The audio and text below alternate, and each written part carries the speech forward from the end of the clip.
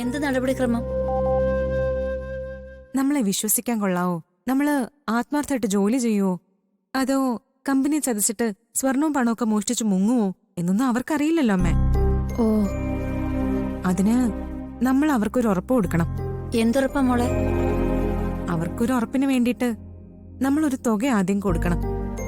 അയ്യോ, സാധാരണ ഈ കോളേജ് അഡ്മിഷനൊക്കെ കൊടുക്കത്തില്ലേ, അതുപോലെ ഒരു കോഷൻ ഡെപ്പോസിറ്റ്. അല്ല, എത്ര കൊടുക്കേണ്ടി വരും? സാധാരണ അവര് ജോലിക്ക് വരുന്നവരുടെ കയ്യിൽ നിന്നൊക്കെ മേടിക്കുന്നത് വലിയൊരു തുകയാ. പക്ഷെ ഞാൻ നെല്ലിശ്ശേരിയിലെ മരുമകളാണെന്ന് അറിഞ്ഞപ്പോ അവരാ തുകയൊക്കെ കുറച്ചു. മോളെ, നീ ആ തുക എത്രയെന്ന് പറ. ഒരു 20,000 രൂപയെങ്കിലും അവിടെ കൊടുത്തേ പറ്റൂ. അയ്യോ, ഒരു ഉറപ്പിന് അത്രയും മതി. സാധാരണ അവര് ഓരോരുത്തരുടെ കയ്യിൽ നിന്ന് 1,00,000 രൂപയാ മേടിക്കുന്നത്. ഈശ്വര, 20,000 രൂപയോ? ഇപ്പോഴത്തെ അവസ്ഥ നമ്മളിത് എവിടെ പോയി ഉണ്ടാക്കാനാ? എന്ത് ചെയ്തിട്ടായാലും ആ പൈസ ഉണ്ടാക്കി ആതിരെ ജോലിക്ക് വിടണം.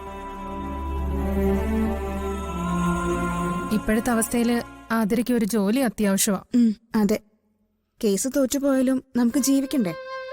നമ്മളെല്ലാരും എന്തെങ്കിലും ജോലി കണ്ടുപിടിക്കുന്നതാ നല്ലത്.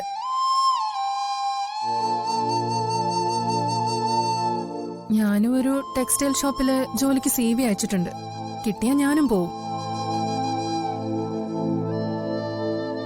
നമുക്ക് സച്ചിനോട് പറഞ്ഞാലോ?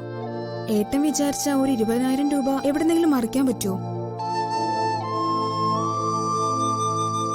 മോളെ, അവനിപ്പോ വല്ലാത്ത ബുദ്ധിമുട്ടില്ല. വർക്ക്ഷോപ്പിൽ കൊടുക്കാൻ പണമില്ലാത്തതുകൊണ്ട് വണ്ടി പോലും ഇറക്കാതിരിക്കുക. അതിന്റെ പണി തീർന്നിട്ട് 1-2 ദിവസമായി എന്ന് പറയുന്നത് കേട്ട്. പിന്നെ നമ്മൾ അവനോട് എങ്ങനെയാ മോളെ പണം ചോദിക്കുന്നത്? മാത്രമല്ല, ഈ മാസത്തെ വാടക പോലും കൊടുത്തിട്ടില്ല. ഇനി എന്ത് ചെയ്യും നമ്മള്? സാരില്ലമ്മേ, നമുക്ക് വേറെ എന്തെങ്കിലും ജോലി നോക്കാം.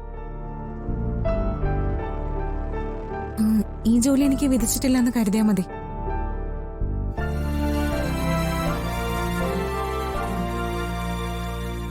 സാരില്ലമ്മേ, എനിക്ക് വിഷമമൊന്നുമില്ല. സച്ചേട്ടനെ നമ്മൾ ഒരുപാട് ബുദ്ധിമുട്ടിക്കുന്നത് ശരിയല്ലല്ലോ. നമുക്ക് വേറെ നോക്കാം.